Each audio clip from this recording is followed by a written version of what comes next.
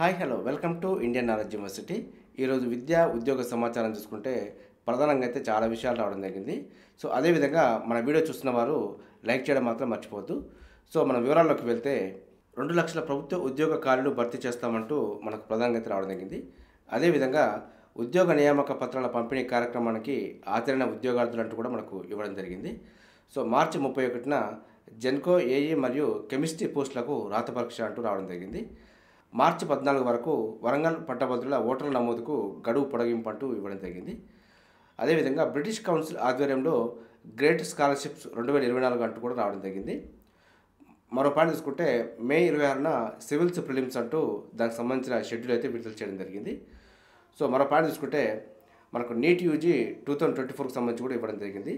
అదేవిధంగా GIT BET 2024కి సంబంధించి కూడా నోటిఫికేషన్ అయితే రావడం జరిగిందంటూ ఇవ్వడం జరిగింది. హైకోర్టుకు 2 నూతన న్యాయమూర్తులు అంటూ కూడా మరో వార్త రావడం జరిగింది. మనకు నేటి నుంచి సిబిఎస్ఈ పరీక్షలు హాజరు కానున్న 39 లక్షల మంది అంటూ మనకు దీని గురించి కూడా ఒక ఆర్టికల్ రావడం జరిగింది. సో గురుకుల అభ్యర్థులతో సర్కారు చెలగాటం, డిఎల్జేఎల్ నింపకుండా పీజీటీ పోస్టుల భర్తీకి సిద్ధం అంటూ కొంత వివాదాస్పదంగా అయితే ఆర్టికల్ రావడం జరిగింది. సో దీని గురించి కూడా చూసే ప్రయత్నం చేద్దాం. అదేవిధంగా ఏప్రిల్ 16 వరకు ఈసెట్ దరఖాస్తులు అంటూ ఈసెట్కి సంబంధించిన నోటిఫికేషన్ అయితే రావడం జరిగింది. మనమైతే హెడ్డింగ్స్ చూడడం జరిగింది. సో పూర్తిగా వివరాలు చూసుకుంటే 2 లక్షల ప్రభుత్వ ఉద్యోగ ఖాళీలు భర్తీ చేస్తాం, ఉద్యోగ నియామకాలలో తప్పిదాలకు తావు లేకుండా ఎవరికీ నష్టం లేకుండా చర్యలు తీసుకుంటామంటూ రాబోయే రోజుల్లో 2 లక్షల ప్రభుత్వ ఉద్యోగాలు భర్తీ చేస్తామంటూ మనకు ప్రధానంగా అయితే పేర్కొనడం జరిగింది. టీఎస్పీసీలో గతంలో జరిగిన అక్రమాలను నిలువరిస్తాం. అదేవిధంగా 10 ఏళ్లుగా గ్రూప్ 1 పరీక్ష నిర్వహించలేదు. కాంగ్రెస్ ప్రభుత్వం వచ్చిన వెంటనే 567 పోస్టులతోటైతే నోటిఫికేషన్ ఇవ్వబోతున్నామంటూ మనకు ఇవ్వడం జరిగింది. అదేవిధంగా నిరుద్యోగ అభ్యర్థులకు వయో పరిమితిని కూడా 44 ఏళ్ల నుంచి 46 ఏళ్లకు పెంచుతూ ఉత్తర్వులు కూడా జారీ చేయడం జరిగింది. ఇది మనకు నిరుద్యోగులకు సంబంధించి కొన్ని ప్రధానంగా అయితే ప్రభుత్వం అయితే పటిష్టంగా చేపట్టబోతుంది. సో అదేవిధంగా మరో పాయింట్ చూసుకుంటే మనకు నిన్న ఎల్బీ స్టేడియంలో జరిగిన కానిస్టేబుల్ ఉద్యోగ నియామక పత్రాల పంపిణీ కార్యక్రమానికి హాజరైన ఉద్యోగార్థులు అంటూ మనకు వార్త రావడం జరిగింది. సో మనకు నిన్నైతే 15,000 మంది కానిస్టేబుల్ అభ్యర్థులకు నియామక పత్రాలు అందజేయడం జరిగింది. అదేవిధంగా మార్చి 31న జెన్కో ఏఈ మరియు కెమిస్ట్రీ పోస్టులకు రాత పరీక్ష. గతంలోనే ఎగ్జామ్ జరగవలసి ఉంది. పేపర్ లీకేజీల కారణంగా కొంత వాయిదా అయితే వేయడం జరిగింది. మనకు తెలంగాణ విద్యుత్పత్తి సంస్థ జెన్కోలో 339 అసిస్టెంట్ ఇంజనీరు ఏఈ పోస్టులు, అదేవిధంగా 60 కెమిస్ట్రీ పోస్టుల భర్తీకి ఓఎంఆర్ షీట్ పరీక్షకు బదులు కంప్యూటర్ ఆధారిత పరీక్షలు నిర్వహించబోతున్నట్టు మనకు ఇవ్వడం జరిగింది. సో అభ్యర్థులు అయితే గతంలో కంప్యూటర్ బేస్డ్ కాకుండా ఓఎంఆర్ షీట్లో ఎగ్జామ్ కండక్ట్ చేస్తామని చెప్పింది. సో ఇప్పుడైతే మనకు వాయిదా తర్వాత నిర్ణయం మార్చుకొని సిబిటి మోడ్లో ఎగ్జామ్ కండక్ట్ చేయబోతుంది. మార్చి 31న హెచ్ఎండిఏ పరిధిలోని హైదరాబాద్ మరియు సికింద్రాబాద్లో సిబిటి పరీక్ష ఉంటుందంటూ మనకు పేర్కొనడం జరిగింది. సో మరిన్ని వివరాల కోసం అయితే మనకు సంస్థ వెబ్సైటు జెన్కోలో చెక్ చేసుకోవచ్చు అంటూ మనకు ఇవ్వడం జరిగింది. అదేవిధంగా మార్చి 14 వరకు వరంగల్ పట్టభద్రుల ఓటర్ల నమోదు కార్యక్రమం అంటూ ఇవ్వడం జరిగింది.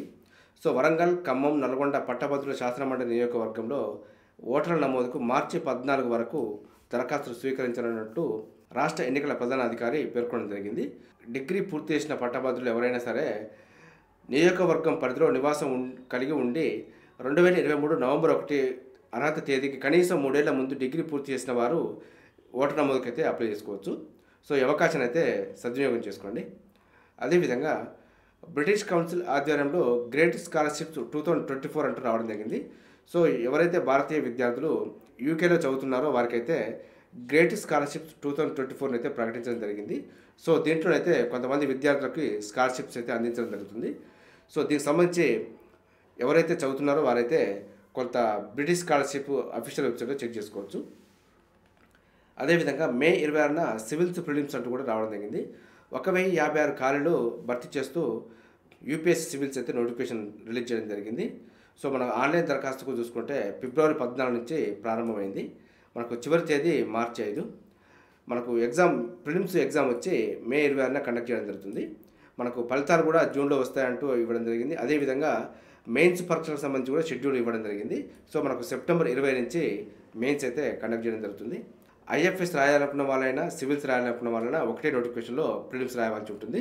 ఆ తర్వాత వారికి డివైడ్ చేయడం జరుగుతుంది. మనకు ఈ పరీక్ష ద్వారా IAS, IPS, IFS, IRS, IAS వంటి 21 రకాల పోస్టులను అయితే ఫిలప్ చేయడం జరుగుతుంది. ప్రస్తుతం అయితే చాలామంది పేరెంట్స్ వాళ్ళ పిల్లల్ని ఐఏఎస్, ఐపీఎస్, ఐఎఫ్ఎస్ చేయించాలని అనుకుంటారు. కానీ దీని గురించి కొంచెం కూడా తెలుసుకునే ప్రయత్నం చేయరు. మీరు తెలుసుకునే ప్రయత్నం చేయనప్పుడు పిల్లలకు దీని గురించి అవగాహన రావడం అనేది కొంచెం తక్కువ అవుతుంది. సో కాబట్టి ఇలాంటి విషయాలు వచ్చినప్పుడు కొంచెం తెలుసుకునే ప్రయత్నం అయితే చేయండి. సో అదేవిధంగా మరో పాయింట్ చూసుకుంటే మనకు నీట్ యూజీ 2024 కూడా నోటిఫికేషన్ రావడం జరిగింది. సో మనకు వైద్య విద్యకు సంబంధించి ఇంటర్ తర్వాత ఏ కోర్సు చేయాలన్నా నీట్ యూజీ అయితే కంపల్సరీ రాయాల్సి ఉంటుంది. దీనికి సంబంధించిన అప్డేట్ కూడా మన ఛానల్ అందుబాటులో ఉంది. అదేవిధంగా ఏపీ సెట్ 2024 నోటిఫికేషన్ వచ్చిందంటే ఇవ్వడం జరిగింది. సో అప్లై చేసుకున్న వాళ్ళు ఉంటే అప్లై చేసుకోండి. అదేవిధంగా జిఐటిబి మరియు బిఈటి 2024 నోటిఫికేషన్ రావడం జరిగింది. గ్రాడ్యుయేట్ అప్టిట్యూడ్ టెస్ట్ బయోటెక్నాలజీ 2024, అదేవిధంగా జూనియర్ రీసెర్చ్ ఫెలోషిప్ కోసం నిర్వహించే బయోటెక్నాలజీ ఎలిజిబిలిటీ టెస్ట్ బిఈటి 2024 ప్రకటన వెలువడింది. ఆన్లైన్ దరఖాస్తు చివరి తేదీ మార్చి 6 వరకు ఇవ్వడం జరిగింది. సో మన ఎగ్జామ్ డేట్ వచ్చి ఏప్రిల్ 20న కండక్ట్ చేయడం జరుగుతుంది. సో మరింత సమాచారం కోసం అయితే ఎన్టీఏ అఫీషియల్ వెబ్సైట్లో చెక్ చేసుకోవచ్చు. అదేవిధంగా హైకోర్టుకు 2 నూతన న్యాయమూర్తులు అంటూ మనకు ప్రధానంగా అయితే రావడం జరిగింది. మధ్యప్రదేశ్ నుంచి జస్టిస్ సుజయ్ పాల్, అదేవిధంగా కోల్కతా నుంచి జస్టిస్ మౌసమి భట్టాచార్య అంటూ ఇవ్వడం జరిగింది. సో మనకైతే తెలంగాణ హైకోర్టుకు 2 కొత్త న్యాయమూర్తులు రావడం జరిగింది. అదేవిధంగా నేటి నుంచి సిబిఎస్ఈ పరీక్షలు హాజరు కానున్న 39 లక్షల మంది విద్యార్థులు అంటూ ఇవ్వడం జరిగింది. సిబిఎస్ఈ 10, 12వ తరగతి పరీక్షలు గురువారం నుంచి ప్రారంభం కానున్నాయి. మన దేశంతో పాటు 27 దేశాల్లో ఈ పరీక్షలకు దాదాపుగా 39 లక్షల మంది విద్యార్థులు హాజరవుతున్నారంటూ ఇవ్వడం జరిగింది. సో ఢిల్లీలో అయితే కొంత రైతు దీక్షల కారణంగా కొంత ట్రాఫిక్ జామ్ ఏర్పడుతుంది. ఢిల్లీలో ఎవరైనా చదువుకునే విద్యార్థులు ఉంటే మాత్రం కొంచెం ఎర్లీగా ప్రారంభం కావాలంటూ దానికి సంబంధించిన అప్డేట్ కూడా ఇవ్వడం జరిగింది. అదేవిధంగా గురుకుల అభ్యర్థులతో సర్కారు చెలగాటం, డిఎల్ జేఎల్ నింపకుండా పీజీటీ పోస్టుల భర్తీకి సిద్ధం, అదేవిధంగా నిబంధనలకు విరుద్ధంగా పిహెచ్సి కోటా నియామకం అంటూ ఇవ్వడం జరిగింది. ఇందులో మనం పాయింట్ తీసుకుంటే కేటగిరీల వారీగా జాబితా ప్రకటించని గురుకులం, అదేవిధంగా ఎంపిక మొదలు తుది జాబితా వరకు గోప్యత అంటూ రావడం జరిగింది. పోస్టింగ్లు లేకుండా ఆర్డర్ కాపీలే అంటూ అడావుడి, నేడు సీఎం చేతుల మీదుగా నియామక పత్రాల పంపిణీ. ఈ విషయంలో మాత్రం కొంత గందరగోళం నెలకొంది. సో మనకు రిజల్ట్స్ మాత్రం మధ్యరాత్రి ఇవ్వడం, అదేవిధంగా తెల్లారేసరికి అపాయింట్మెంట్ ఆర్డర్స్ అంటూ కొంత న్యూస్ అయితే రావడం జరుగుతుంది. సో మరి దీనికి గల ప్రధాన కారణం ఏంటి అనే విషయం అయితే మనకు ప్రస్తుతం అయితే కొద్దిగా కన్ఫ్యూజన్గా ఉంది. సో ఏదైనప్పటికీ పోస్ట్ అయితే ఫిలప్ చేయడం జరుగుతుంది, కానీ కొంత డౌట్ నెలకొంటుంది. సో పీజీటీ పోస్టుల భర్తీ ముందుగా చేయడం అనేది కొంత వివాదాస్పదం అవుతుంది. ఇందులో ప్రధానంగా డిఎల్ మరియు జేఎల్ నింపకుండా పీజీటీ పోస్టులు నింపడం వల్ల డిఎల్ జేఎల్ రిజల్ట్ వచ్చిన తర్వాత కొన్ని పోస్టులు ఖాళీ అయ్యే అవకాశం ఉంది. సో దీంతో నిరుద్యోగ అభ్యర్థులకు కొంత అన్యాయం జరుగుతున్నట్టు నిరుద్యోగ అభ్యర్థులు అయితే కొంత పేర్కొనడం జరుగుతుంది. సో ఇది మనకు గురుకులకు సంబంధించి కొంత అప్డేట్ సమాచారం. అదేవిధంగా ఏప్రిల్ 16 వరకు ఈసెట్ దరఖాస్తులు అంటూ రావడం జరిగింది. సో రాష్ట్రంలోని ఇంజనీరింగ్ కాలేజీల్లో లాటరల్ ప్రవేశాలకు నిర్వహించనున్న ఈసెట్ 2024 బుధవారం నోటిఫికేషన్ అయితే విడుదలైంది. దరఖాస్తులను ఏప్రిల్ 16 వరకు స్వీకరిస్తారంటూ మనకు పేర్కొనడం జరిగింది. ఈసెట్ ఎగ్జామ్ డేట్ వచ్చి మే 6న కండక్ట్ చేయడం జరుగుతుంది. ఇది ఆన్లైన్లో ఉంటుంది. సో దీని ద్వారా మాత్రం బీటెక్లో డైరెక్ట్ సెకండ్ ఇయర్లో ఎంట్రీకి అయితే అవకాశం ఉంటుంది. ఇది మనకు ఈసెట్ నోటిఫికేషన్ సంబంధించి కొంత అప్డేట్ సమాచారం చూసారుగా. ఇది ఈరోజు సంబంధించి విద్యా ఉద్యోగ సమాచారం. ఇదే విధంగా మన ఛానల్లో ప్రతిరోజు మార్నింగ్ అయితే రావడం జరుగుతుంది.